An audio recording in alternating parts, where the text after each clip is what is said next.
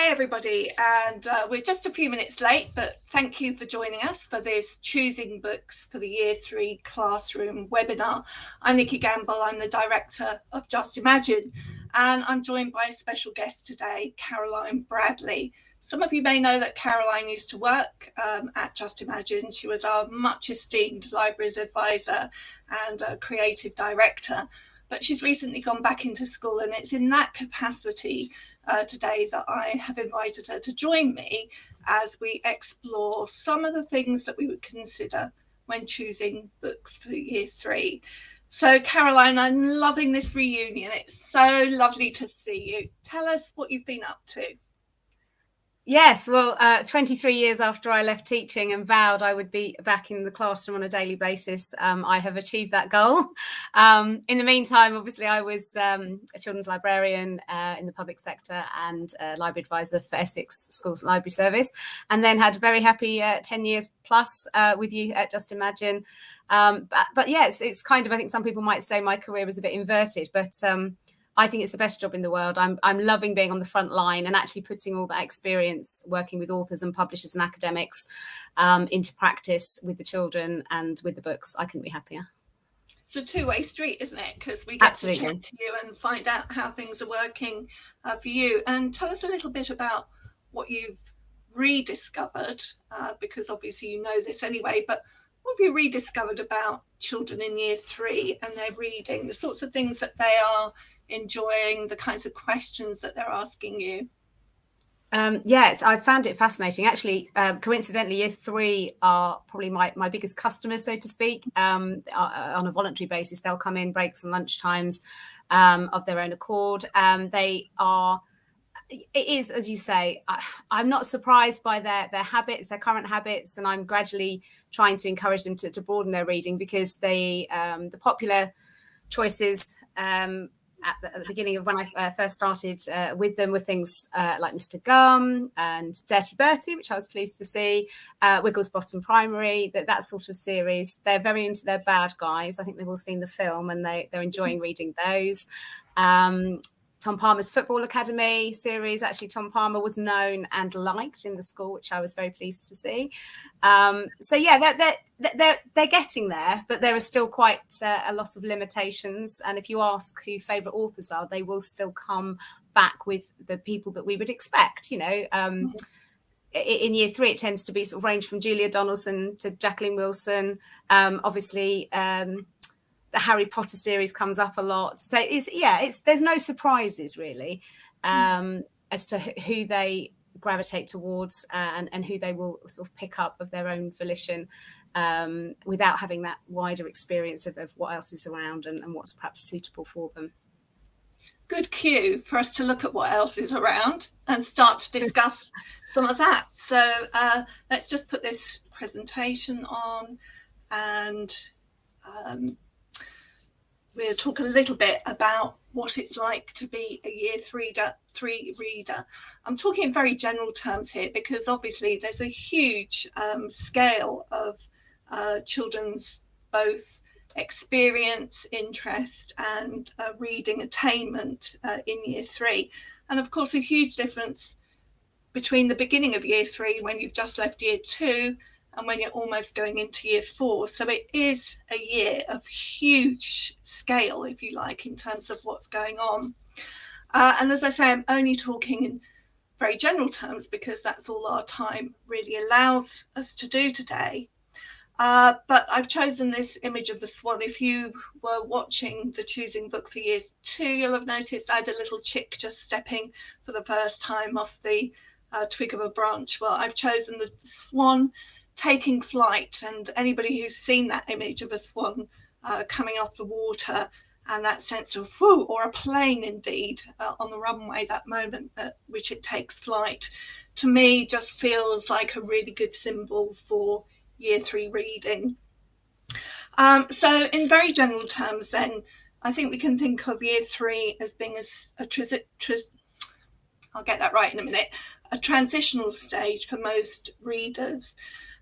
It's very important in this year to get the support right, both in terms of reading material, but also the approaches that we take with children. it's easy to get it wrong, and in doing so we can often compound problems that could be long lasting. So the kinds of things when I talk about getting it right, for me, it's very much about valuing children's reading choices and their reading interests and their interests more widely. Caroline will, I'm sure, concur with me when I say I've seen witnessed on many occasions, adults being dismissive of the quality of books that children have chosen, or implying that their choices are not good enough. And even when that's well intentioned, that suggestion that they read something else can give children the image that they can, if you like, damage children's image of themselves as a reader. And above all else, that's something that we must not do with readers in this kind of fragile state of reading development. We always need to start with where the children are and avoid, as I say, damaging what could be a fragile self-image. This is where so much good work that has been done and where children's achievements can be undone. And I wanted to very briefly mention how at this point in time, where there's so much adult anxiety and pressure actually being put on teachers and parents about catching up rather than thinking about what the child needs and perhaps passing on those anxieties to children, which could potentially compound that problem. I know that anybody who's listening to this webinar will be acutely aware of those issues and taking steps to make sure that that doesn't happen. But our role, of course, is to support our communities more widely as well. At this stage, children will be secure in their story knowledge, and they'll have more experience of different types of story as well as different types of book. They'll be more confident in choosing books by their favourite authors and illustrators, and this might actually be a factor in their book choice at this stage. They're also more secure in strategies for reading and for tackling unknown words, including, of course, the application of the phonic knowledge that they have acquired. And they have a growing vocabulary, of course, but it's still expanding more through oral language than it is through written language. And this really emphasises for us the importance of book talk as well as reading. So general broad sweep there, but just to give a sort of portrait of what an average reader might look like in year 3. So we're going to talk about some of our principles and how we go about choosing books for this year group. And perhaps one of the distinguishing characteristics, if you like, will be that we're looking for books that support sustained reading. And that's the first category that I wanted to think about with Caroline. I'm just going to put a slide on the screen that has some of the books that might fit here. Caroline, are there any of these that you're familiar with? Oh well, yes. The Wigglesbottom Primary are very, very popular with year 3. I think that's a combination of the very attractive covers and then the humour inside, and they are at a level that for many year 3s is accessible.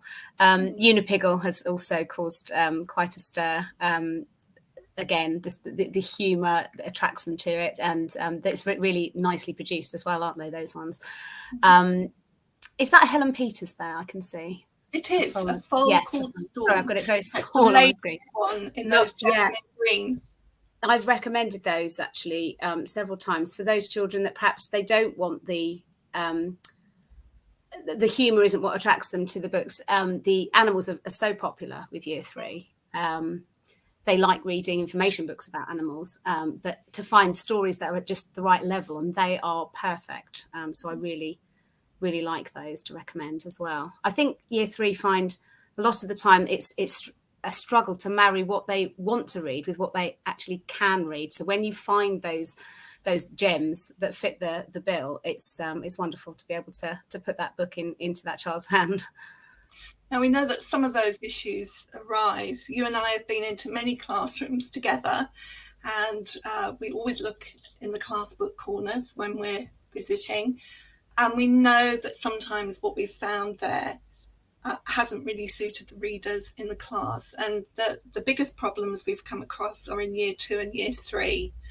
And I think that one of the reasons for that is that it has been historically very difficult to find, good books for this age group. But you just mentioned Unipiggle, Hannah Shaw, published by Oxford University Press. And Oxford University Press, along with some of the others that we can see here, Nosy Crow I would pick out as well, are doing some really good work with those beautifully produced books for this age group, highly visual, and in the case of Unipiggle, in full colour, as is Billy and the Mini Monsters, which is a series from Usborne. So I think we are now at a stage where we have a lot more material, a lot more books that will fit nicely into class reading corners. I mean, is that your experience too, or is it, or do you have a different experience? Yeah, no, I just looking at the Michael Rosen one there as well. That series, I've used that to read aloud at the sort of first few pages, and they're so brilliant, obviously, to read aloud. I know we're going to come on to talk about that a little bit later on, but again, it's making children make that leap from the picture books to the short chapter books, and they're ideal for that. And then getting those, I did actually lend out the whole series to the class teacher to say that this is something that would be really useful to have for the children to select from in the classroom as well as in the library. I don't know if I said at the top, I'm actually working in the library, not in the classroom, but that's probably quite important.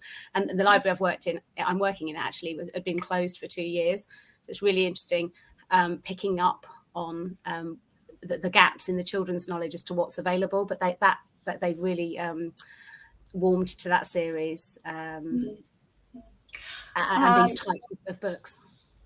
I would say that some of these I'd have in a year 2 classroom as well. There's no hard cut-off line, is there? No. Because 3, yeah, it is very much, isn't it? Especially at the beginning of the year. But I think actually because of COVID and lockdown and some children's experiences at home, they haven't been exposed to those books. They don't even know about Claude and, some of the wonderful things that they would have come across in year 1 and 2. So actually they're flying in year 3 at the moment because to them it's new and suitable and exciting. Claude's an interesting one because it is a similar format to some of these other books that we're talking about. It's not linguistically, it's not an easy read, but sometimes, the format, the layout actually supports that. And you'll find that children are able to cope with it because it's not such densely packed text. And one of the ones that you, I think, wanted to talk about was the Polly Faber book. Oh, the Book Cat, is a wonderful example. Again, like the Helen Peters, for the children that aren't necessarily drawn to the bright colours and the humour, and they want perhaps a quieter read. The Book Cat is absolutely brilliant. Partly in its production, I think that the line spacing, they've really thought about it, and it makes it easy to read on the page at the level of the language. But it's introducing so many interesting literary links, obviously with T.S. Eliot. And funnily enough, I've not quite recently I'd read Dewey the Library Cat to some of my classes, and they loved the fact that it was a true story. And obviously that's the same with Faber. That's based in truth. It's set in wartime. It's got a lot of depth to it, but it's actually very accessible. And I think that one is an ideal choice for year 3. So when you were working with us, did you have the Alien in the Jam Factory in Reading Gladiators? Yes, that was introduced in the last year, the most recent year, I should say. Yeah, and again, for that, it's one of those books that really bridges the gap really nicely. But it's got an easily accessible story, but actually there's a bit more character development. There's a little bit more plot development. So it is absolutely filling the gap. And I think that's the problem sometimes, that children try and miss out these books and go faster and further forward and go. I think the problem, I was thinking about it recently and thinking, actually, some of them have just come off a reading scheme, and they've been so used to going up in levels, and each book or set of books that they read are harder from a literary point of view. And it doesn't then, they think that they've got to carry on doing that. And actually, they need to stop and almost make lateral choices and go sideways and sidestep to books that are offering different things, and things like the character development, the plot development. It's all going on subconsciously, isn't it? But if they're making those right choices and we're providing those options for them, they're going to be developing their comprehension, and most importantly, in the context of this webinar, enjoying the books and having reading for pleasure, not because it's something they've got to tick off on a list and work their way up. And it's about pleasure here, and these books, I think, really do fulfill that role. So we've covered the fact that all readers are different. They don't all want the same kind of book. We've covered things like the importance of layout and space, and highly illustrated fiction, something else that we've got lots of now. Series reading is important too, and that kind of familiarity. And it's something that sometimes gets under the skin of adults. When will they stop reading that and get on to something else? But it's really important, because you're going back to something you feel secure with, the characters, and that's giving you, in crude terms, it's sort of giving you reading miles, and you're settling into your reading. Yeah, I think that one of the ones in the Year 3 set is the Nature Keepers series, isn't it? The Adventure of the Nature Keepers. I think yes, I have got one here behind me. And that struck me straight away as one that children will really hook onto. Again, it's got the animals, some fantastic choices. I think that they've got a deer and an otter. They're the animals with the cute factor. But actually really interesting stories with good messages about doing the right thing, but very the characters are fun. They're like sort of little eco borrowers that go around doing good deeds and looking after us, that I think we're referred to as ruffians, the human beings, and I can see children really hooking into that world, because they it's almost like their world is parallel to ours. It's going on at the same time, and they sneak in and out of school playgrounds and sort little problems out before the children turn up in the morning, and it's wonderful. And I think that is a really good choice, and one that children that like the Tin Dims, Sally Gardner's Tin Dims, they would absolutely love that. And I do like letting them jump from series. They can series jump, can't they? They can go do a series, but actually then jump sideways and start a new series, because they're likely to enjoy that as well.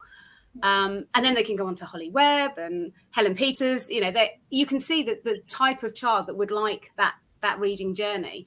But yeah, the series are really important, and I do have children that come back in and they literally just want the next one. But that's good, it's a good thing that they are asking me, requesting, well, I've read this one, I need to read this next one, Yeah, and that desire is there, and that want. Just going to pick up a couple more before we look at some inside spreads. Tiger Warrior, which is a series by Maisie Chan. Maisie just won the Jalek Prize, not for this book, but same writer. There are 3 books in that series now for readers that might like real action in their stories. And these are all related in one way or another to the Chinese zodiac. And also Vivian French, The Wizard's Banquet. This is a collection of books. It's not actually a series, because they are all separate stories, but this is more in fairy tale land, if you like, and they're really readable and accessible stories too.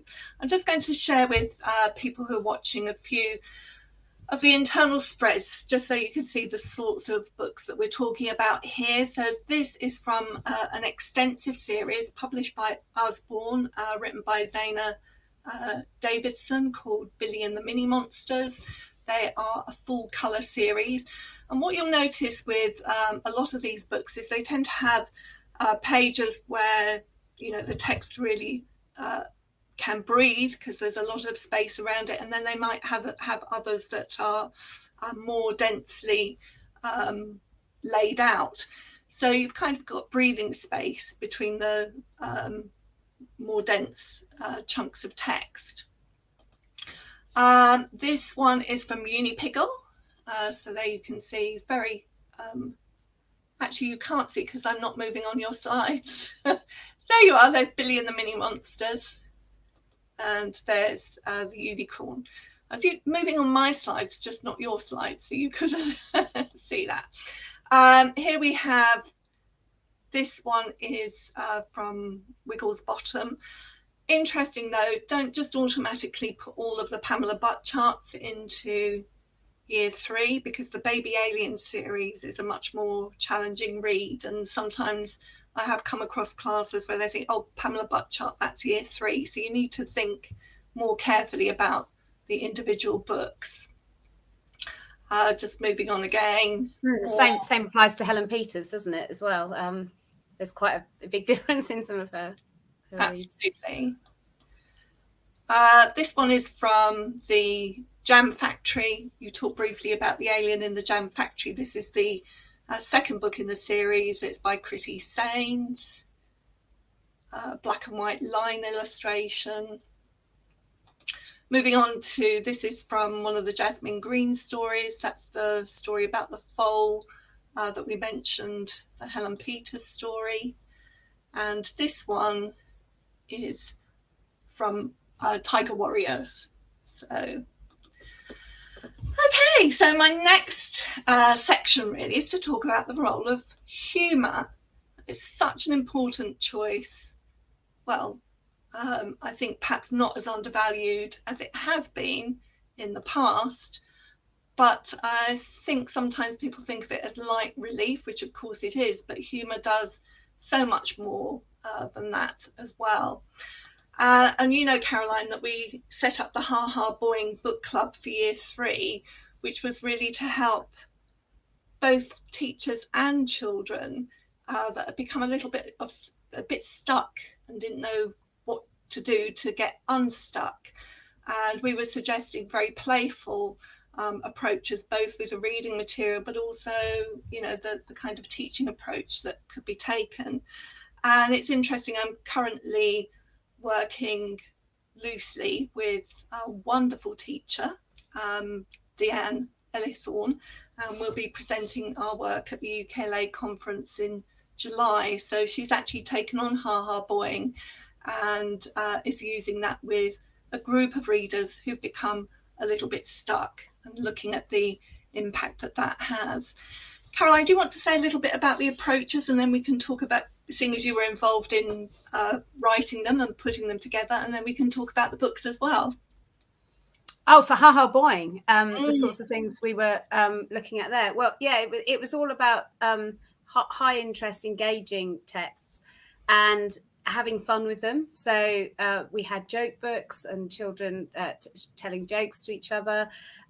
We had comic style graphic novels included, and children doing their own spreads. We had I was trying to think. No, it was the joke books I was thinking of there. Gosh. We had sort of high interest, like the Joe Todd Stanton. I remember being one of the ones that was really really lovely, and actually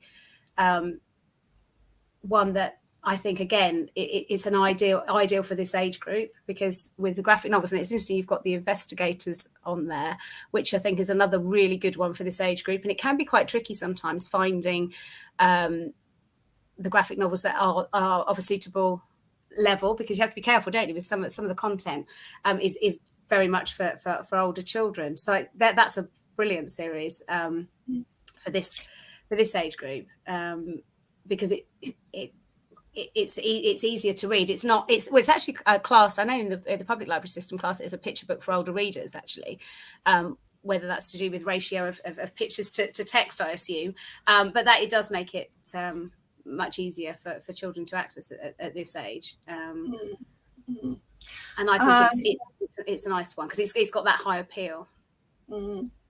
So I want to talk about joke books a little bit because they're often underappreciated. But, if you can understand a joke and how a joke works, not necessarily to analyse it, but if you know whether a joke's worked or not because somebody laughs at the end of it. And if you were to sit back and think about what has had to go through that reader's brain in order to understand that joke, it could be a linguistic joke, it could be to do with dialogue, it could be to do with situation and comedy. There are all sorts of layers of complexity within a joke. And actually, if anybody wants to listen to the podcast that I made with Anthony Horowitz, that's just about to go up onto our podcast platform. He talks really engagingly about the different types of jokes that are present in his books. So I think it's good to have a collection of joke books amongst other books in your classroom. And I've got one here, What's Black and White and Red All Over. And you might think it's a newspaper, but I'm sure we're going to get something different in this joke book. Other books that we've got here. What about Mayor Bunny? I know you like that one, Caroline. I love Ellie Dale, and I think she, again, really, really good for this age group. I remember the Weasels, wasn't it, the first one, and Nuts in Space, and they're the same type of style. It's almost like an Aardman animation film in a picture book, because there's so much going on in the background. And even now, I've still got copies of Weasels and Nuts in Space. If I'm looking at them now, I still notice things that perhaps I hadn't on a previous reading, and I think they really appeal to this age group because they don't baby in any way. That some of the I think in this particular one you've got Easter bunnies and chickens and chocolate and everything, but you've got a bunny on a campaign trail, and you've got political quips, and they can be read. It's almost like a good like Disney film, it can be read on different levels. I think parents get as much entertainment out of some of these than the children, but the different age children will approach it in a different way. And you can really tell that sort of full on belly laughing when you're looking at a book like this with children, when they realise they're quite shocked, I think, quite surprised sometimes at some of the things that they will find from the peripheral characters. And I think she's amazing at creating character, but with just a couple of lines. And some of these characters in the background, you think, I can really imagine what your job is and what your personality is like by the couple of things that you've said, or this little interchange that you've had with another character. I think they're absolutely brilliant. I really do. And I think they really help children to not want to leave picture books, because why would you want to leave it? It's so good. And it doesn't baby in any way at all. So I think that they're really good.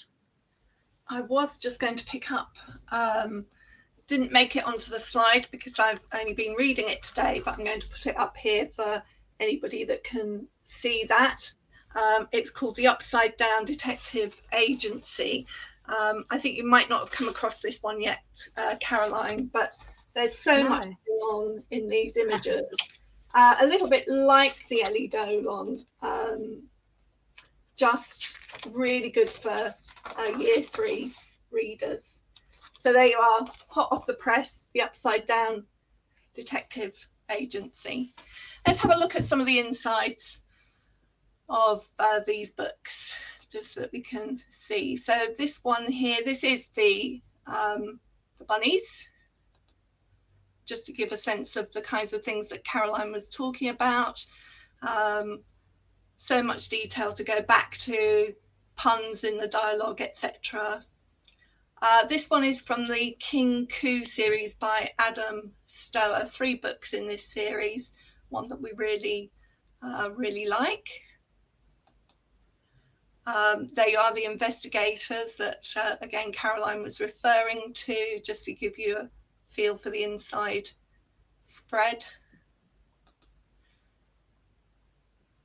There are some spreads in parts of these series where you've got several pictures consecutively without any words at all, and it really helps to maintain the pace, I think, when they're reading.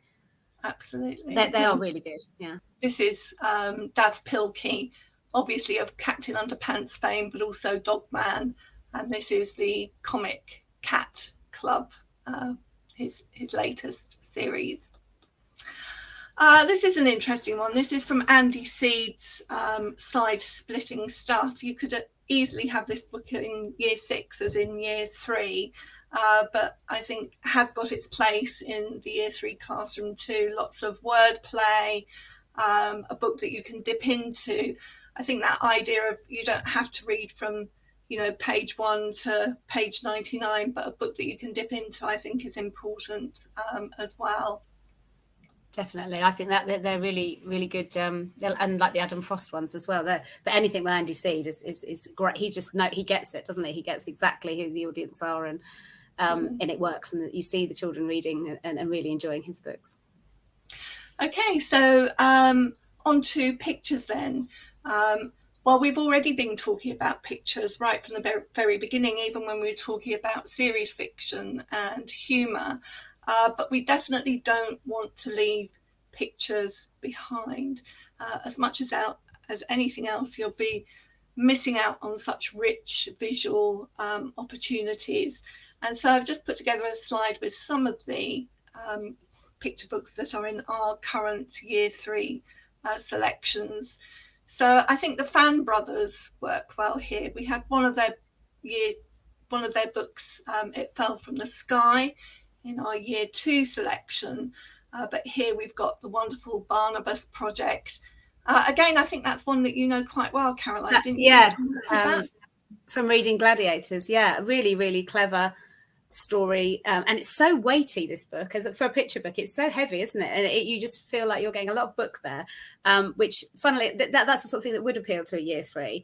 You've got this little half mouse, half elephant being secluded to a part of the lab where all the failed projects go, because they're living in a sort of lab where they make perfect pets. So again, it's one of these books that encourages questions, and I think that's something again that year 3 that really appeals to that age group, that they do question all sorts of things that they're reading, and just around the school in generally, I've noticed that they like to ask why and what's this for and why is this happening. So I think again it's a book that doesn't look like a picture book for a younger reader. It's got a lot more to it, and I think that the year 3 child would really appreciate that.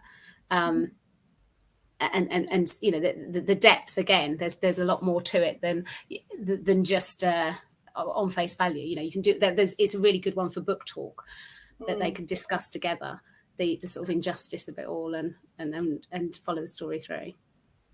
It's interesting because when people look at books and they say, oh, it's got good vocabulary, or it's not got very good vocabulary, well, actually we forget that it's us talking about the books that introduce language in context, and that language doesn't necessarily have to be in the book. It's part of the conversation. So I think it's important to make that point too. I have noticed that the lovely Noor Sen must be watching on Facebook, because she's been able to leave a comment in the chat. And Noor, if you're still listening, we'd love to hear from you about what really works well with your year 3s. But we'll move on and have a look at some of the internal spreads from the picture books that we've put on here. So this one is from Anthony and the Gargoyle. If I just go back, you can see bottom left there. This is a wordless picture book, in almost bordering onto graphic novel with the way that the frames are split up. But fantastic storytelling and character development going on in this book here. They are wonderful scenes of Paris. There's Barnabas in his bell jar. Oh, so sad. And that's the pet shop under which the laboratory is, where they're trying to make these perfect pets. This one here is from Dandelion's Dream. So this is about Dandelion that is turning to seed and magically comes to life for a short time, and experiences going to the cinema, flying a plane, traveling on a train, as he is doing in this particular picture here. It's a beautifully produced book, and lots to talk about again. There you are. There he is at the cinema. There's so much in terms of the inferencing that you're making between one frame and the next. How do you know what that dandelion is looking at? How do you know what it's feeling in terms of what it can see on the screen? Because of course nothing like that is stated. You have to work that all out by filling the gaps. On this year's Kate Greenaway shortlist is The Midnight Fair, and again I put this one up here because it's a book that, just as the Barnabas Project leads to lots of rich talk, you could take this one at face value, or there's much more to it, and maybe there's even a subtext going on here. Although I've spoken to adults who read it in very different ways, some just on the surface and others that read a very different subtext. That's the nature of reading. Hi, Noor says that she is still here. That's great, Noor. If you want to share anything that you've been reading, do put it in the chat, because I'm sure other people that are watching would love to be able to read what you've put too. So this is a new book that I've got on the screen here, Once Upon a Fairy Tale. It's publishing this month in June, and it's a little bit like one of the You Choose books that I'm sure you know very well. You Choose Fairy Tales, You Choose in Space, just You Choose. And it's a very similar premise actually, but I thought it worked really nicely for a year 3 class. So should we talk about poetry? A little bit of rhythm and rhyme. Sometimes, you know, we can go into classrooms and we don't see much poetry on the bookshelf. There's all sorts of good reasons why you would want poetry collections there, not least because, you know, they are perfect little stories wrapped up, these tiny little treasures very often. I know you can get very long poems, but and they can encapsulate so much without perhaps outfacing you in terms of the amount of reading that you have to do. They can be real mood changers. I talked about that previously, how you can lift your mood by reading poetry, if that's what you want to do, or by reading poetry to your class. As well as, you know, if we wanted to talk about the benefits of rhyme and rhythm and connections between that and reading and writing, so much to say about that as well. What's the poetry selection like in your school, Caroline? It's quite vast, and there's a lot of classic collections. I have purchased some new favourites from my Just Imagine days, and I did read one of my favourites. I know you remember me reading at roadshows, and I can see you've got Michael Rosen there up on the screen, but we used to take Even My Ears Are Smiling around schools, didn't we? So I did read Nursery Rhymes and Hairy Crimes, which is one of my favourite crowd pleasers, I think, recently. And that was to a year 3 class, and they absolutely lapped it up. And they loved the fact that they knew, and it was this, I know you were talking about this with Sam, that the sort of the prior knowledge that you need to understand the jokes in that, because you need to know the original nursery rhymes, in the same way that you do with the You Choose Fairy Tales, which I notice is in this pack as well. It makes me so happy when I think this is the right age to get this. They're 100% getting this and getting the most out of it and getting the most pleasure, because they have that background knowledge and they can apply that and understand it. So that, yeah, it's joyful. So yeah, I've obviously purchased a variety of the Dom Connon, I know you mentioned with Kieran in the year 2 selection. Obviously Poems Aloud, I had to include that one from Reading Gladiators as well. But yeah, I think I'm sorry if I'm digressing slightly, but talking about the You Choose fairy tales and having that prior knowledge, but also the way that they're constructed, those books, the You Choose books, I think leads on really nicely to another book that's in the year 3 selection, which is the Solve Your Own. And they used to be very popular, didn't they, years ago? And I had children very soon after starting at the school ask me, have we got any of those books that you can follow your own story? And I think you need to build up the skills to do it first. And the You Choose books actually are really good for that, because it's actually quite complex to do, I think. And reading through the Gareth P. Jones Solve Your Own mystery that we have in the collection, I think there are hundreds of different ways to get to 3 possible endings. But the sort of the understanding of how narrative progresses through a story and how you go back and forwards and make and branch off in different directions is actually quite complex, but it's so much fun that if they've had the building blocks to go through to do that, I think that book again is perfectly pitched. Sorry, I digressed a little bit there, but no, not at all, because that came from Hairy Tales and Nursery Crimes, which is poetry. And I guess I just want to point out, I love anthologies and thematic collections, but I'd really like to have the single poet collections as well, so you can really get to know, just as you get to know your favourite authors, your favourite writers, your favourite illustrators, you get to really know a poet through their single poet collection. I want to pick up Alex Wharton if people haven't already come across him, Daydreams and Jelly Beans. Kate Wakeling, who won the Clipper Award a few years ago, has a new collection out, Cloud Soup, so do look out for that. And Joshua Siegel, I would say, is a good crowd pleaser, really good for picking up and lifting your mood, I would say. So Coral Rumble is one that I bought hers, and I really loved every poem I read. I thought, oh, this is brilliant. I'm definitely going to be reading those aloud. I'm just going to read what Noor has said here, in case you are on one of the other platforms and can't actually read her comments. But Alien in the Jam Factory has obviously gone down well. Pizzazz, love Pizzazz. That's Sophie Henn. Tiger Warrior, which we've just mentioned as well. So Noor doesn't actually work in Year 3, but that's come from liaising with her Year 3 colleagues. So thank you for sharing that with us. Let's move on to our next selection. Really, I just wanted to continue making that point. Are we being inclusive? And a lot of the books that I've got on the screen now will be from, we'll have mentioned them in other parts of the presentation.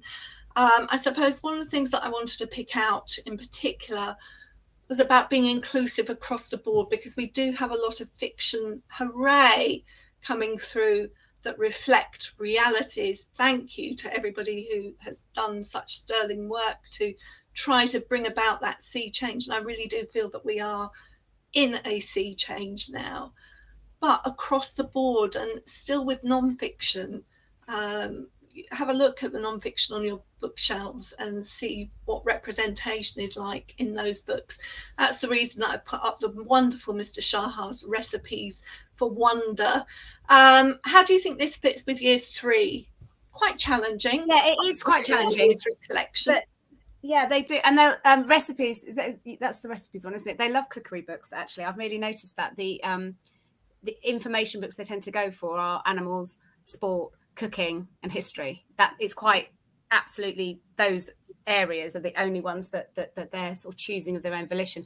Other children are choosing ones that they're studying in class, but they tend to be the older ones. But the Year 3s tend to go for what they like, and they really do like anything to do with cooking. And I think another point that's important here for book selection, it is that expert voice. And Mr. Shaha is a science teacher, isn't he, by himself, and a father as well. And I know that's something we always talked about at Just Imagine, is about having an authoritative information text, because there are a lot around that unfortunately they're just a collation of facts that have been put together and put out in a book. But if you've got that expert voice and that person, it makes such a difference, and to how it relates to the children, how they can relate to it. So I'd say that would be something I would recommend when people are selecting books, is to make sure that who's writing them, who is that author, and what is their background, and what are they bringing to the table, particularly if it's an information book. It's a balance, isn't it? Because they have to have a voice that appeals to the reader. You can be an expert and not have that voice. Yes, so, that's true. It is It's both of those things. I think we're seeing some lovely books coming through from people who are so passionate about their subject, but are equally passionate about communicating that science to young I was going to say, readers. Christopher Lloyd comes to mind as someone who's passionate and absolutely.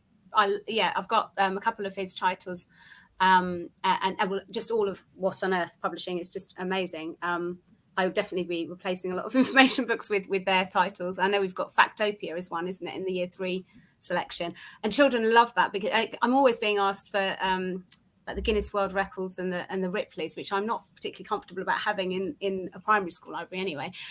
Whereas the Factopia and the what is it, everything? I can't remember the full title, but about knowing about everything and the Children's Britannica. They've all got those little fact bites in them, but are beautifully produced.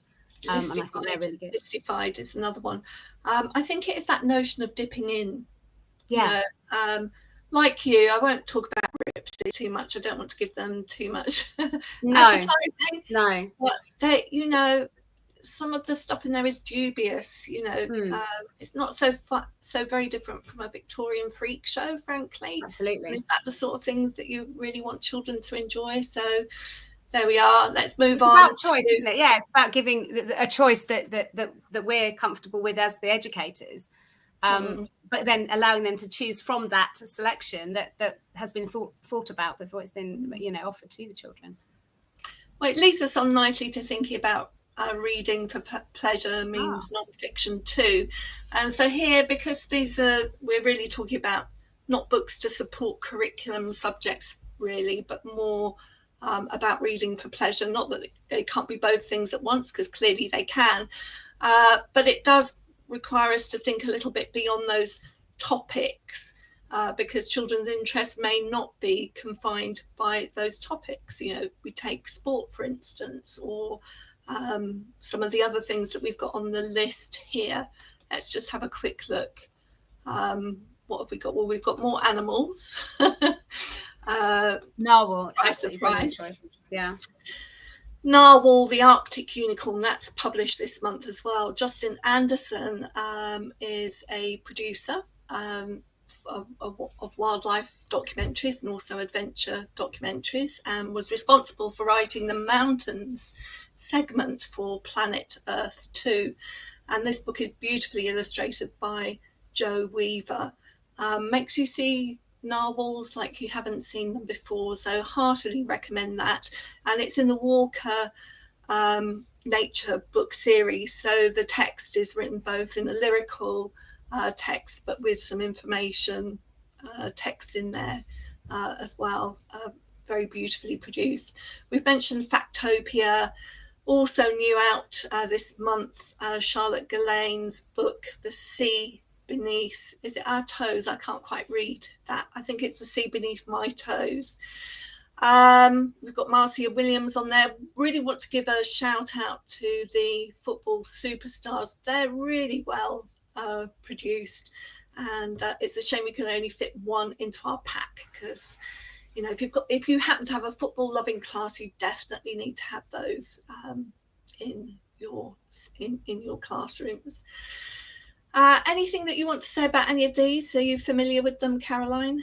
Well, I definitely need to get those because, football is another huge. I realised very soon on that football was something across quite a few different year groups that's why they like the Football Academy, because a lot of them hadn't actually come across it. Even some of the older children, again, whether it's COVID, whether it's this gap of not perhaps having access to people recommending things to them. So a lot of them are sort of back reading that, but the year threes are coming up to it as well. I think Children Who Changed the World, I think, is amazing, and children are interested in children, and having child role models in that book is fascinating. And it's another one they can sit and read together and share at lunchtime. It's don't have to read it cover to cover. Dinosaurs always popular. It's nice to have some new. They need to, I think, to justify buying a dinosaur book, it's got to have something really different about it.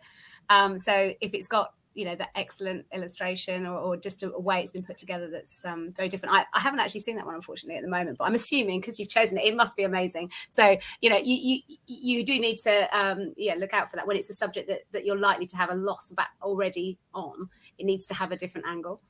Okay, so this one is an easy read, actually, and it's a rhyming text. Oh, well, but it's a timeline of development. We also have Everything You Know About Dinosaurs Is Wrong by Nick Crumpton. Yes. An information book and a much more that's challenging read.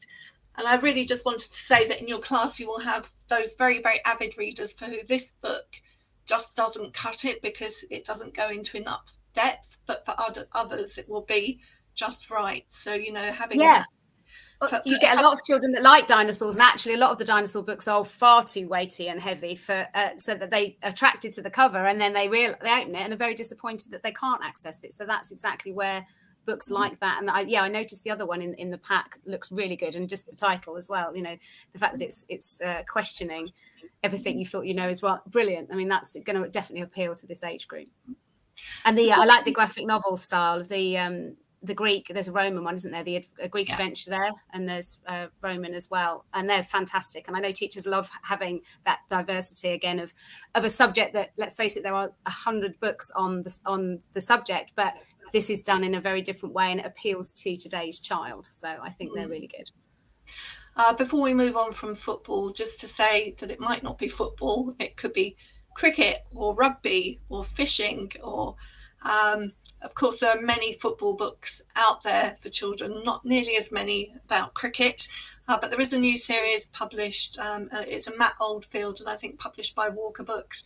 It comes down, doesn't it, to knowing the interests of the children in your class and making sure that those interests are catered for in your collections too.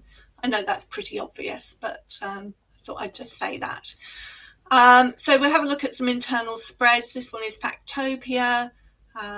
You can see how presented, how they are. Let me remember to move your slide on as well as mine. Then on to the Marcia Williams, that graphic style that we're used to, that comic style, where there's often a different story going on in the margins of the text to what's going on in the body. A little bit like the Rupert Bear comic strip that can be read. You can read the narrative, or you can read the dialogue, you read the pictures. So there are many different ways of reading that book and being able to extract meaning from it. So this one is from the Greek book, the graphic novel by Francis Durkin, published by B. Small, just so you can get a sense of the insides. This one is from the Football Superstar series that I mentioned, and there are loads of books in that series. And this is from the new Charlotte Gillane, which goes with that series, The Street Beneath My Feet. You'll know the ones that she created with Yuval Zoma. So another great book here. And this is the dinosaurs one, Caroline. So you can see very simple rhyming text, but I like the sort of narrative of it and the fact that it is taking us on that evolutionary journey. The dinosaurs didn't just appear, they came from something. So that's what this particular book does. And this one here is from Narwhal, so you can see the power of Joe Weaver's illustrations. And that is the Charlotte Gillane book. Beautiful. I think I noticed Nurs mentioned Factopia as well, giving that a thumbs up. It's brilliant. And I think that What on Earth are bringing out a magazine, aren't they? Britannica encyclopedia, like the encyclopedia, but it's a Britannica magazine that children can read. And I know that if you sign up for 6 months, you actually get a copy of Factopia, and I think that's a good draw. And it's interesting then to look at other formats of reading as well as books, and providing children with a range of reading materials. So. I've got the magazine on my desk. I think we're into number 3, or maybe more. Anyway, I've certainly got it. Yeah, no, I'd like to. Yeah, I'll definitely be getting a sample copy of that, because I think I'd consider that for next starting in September to have that in the school. See, Nora's on the case because she subscribes to the Science magazine as well. It's already there. Okay, so what you were saying earlier about children wanting to read certain books in the library but not being able to access them. One of my key messages really for this particular webinar is that we mustn't stop reading aloud to children, either in school or at home, encouraging it at home. I know it's not easy all the time, but this is the critical year where people sometimes drop off. And that is where we can give them access to all of these books that they want to read, but might be struggling to actually access. I know you feel passionately about that too. Absolutely. It's a constant challenge that children, either want to or feel the need to read above their actual level of comprehension ability. There are a lot of children that have very high reading ages for their age, and they're they're master decoders, but to actually read the book themselves, they don't get the full understanding. So to hear somebody read aloud to them, I think would be wonderful. And I think paired reading is a good thing for this as well. I have quite a few year 3s with year 5 siblings, and they aspire to read the books that their siblings are reading. And actually I say, well, let's get together, and your sibling can read their book to you, and obviously they're both benefiting in that way. And the thing about reading aloud to a child is that you are doing part of the interpretation of that book through your expression, through being able to chunk and phrase as you read. So this is all making it much easier to understand what's going on in those books. And here are some great ones that I think work well with year 3. Let's not forget short stories and short story collections. The Madder Jaffrey Seasons of Splendour is up there, but there are many other fairy tale collections that you might read. Here's, is there a slide for this, Nikki? Is there's a selection? Yes, I keep forgetting to show you. There you are. So Seasons of Splendour, Terry Jones, the Charlotte's Web, Guardians of Magic, love that one. Yes. All of these work well with year 3. Anything that you wanted to say about reading aloud? Well, yeah, it's so important to make sure that's it's not an added extra. It's essential, isn't it? It's absolutely vital. That we're encouraging, obviously, classroom teachers. I know they will want to be able to do that. So hopefully that will happen in the classroom, but also to encourage siblings, parents, older children reading to younger children, all of those things to take place. But some of the Guardians of Magic reads beautifully aloud. And interesting, Flintlock Bones is on there, because I know I've had some 3s that have wanted to read that, but they've found even that too difficult for them at the current time. But that's a great one to read aloud. I can see you getting into character with that, Caroline. Yeah, I've seen you in action. Well, pirates, it's just too easy, isn't it? Really, to jump in. And I mean, already I'd be thinking if they were reading Flintlock Bones, that they could go on to the Magdalen Towers. They could read Fergus Crane, but Fergus Crane's a brilliant one to read aloud, actually, too, because that's quite challenging on a literary level. But pirates is amazing. There's always loads of pirates. I think I had Captain Beastly arrived on my desk the other day. I got quite excited because that was an old read aloud favourite. Yeah, I remember that will be being read aloud quite soon. Probably not to year 3, probably to some of the younger children. But this is why I was reading the Michael Rosen series with the older children, just picking up a non-picture book and reading the first few pages of the first chapter to really hook them in. But to have the time to read the whole thing, it is even better, because it's feeding that real want for children to read up, and encouraging them to hook into those characters and to those authors, so that they're familiar with them, so that then they can make their own selections when they are able to access the text themselves. I think it's because they can revisit. It's the best thing in the world, isn't it? Reading aloud. which takes us on to our final section, really, which is about old treasures and new delights. So a lot of our packs that we put together at Just Imagine, you know, we update them really regularly. So our best books pack that we've been talking about, we update that every term so that there are new books there. But it's so important that we don't leave behind the old treasures as well. So we do have, again, a Teacher's Treasures book packs. And when I say classic, I just mean that they have some longevity in them. So they're not classic as in hundreds of years old. You'll see that I've put Charlie Changes into a Chicken, which is the Sam Copeland book there, because it's got that sticking power. You know, it's going to be around for a while. Mr. Gum is in there, along with some that are, you know, more long-standing, like the Alan Alberg and the Lynn Reed Banks. So that's what we have in our Teacher's Treasures packs. But the general point I wanted to make is it's not always about chasing the new. Let's not forget the established and why it works so well.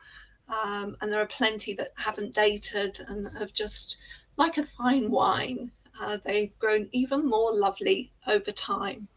I get asked for the worst witch quite. Sorry, Nikki. I get asked for the worst witch quite frequently, and obviously there's the new covers that are linked with the television series, which has appeal. And then I say, oh, you know, we've got others in the series, and that's it sort of ticks all the boxes. It's got that engagement and the series as well. And that's my favorite, one of my favorites on there, the Riding a Donkey Backwards. I think that's an absolutely brilliant book for reading, particularly for reading aloud, actually, and assemblies and all sorts of things. Well, I think that's actually all that we've got time for today. So I'd really like to thank everybody who came along to listen to Choosing Books for the Year 3 Classroom. Coming up next, we have Choosing Books for the Year 5 Classroom and Choosing Books for the Year 4 Classroom. Those two are in that order. And then next week, we will be live streaming Choosing Books for the Year 6 Classroom. If you want to know anything about Just Imagine, then you can visit justimagine.co.uk, or you can contact us at assistant@justimagine.co.uk.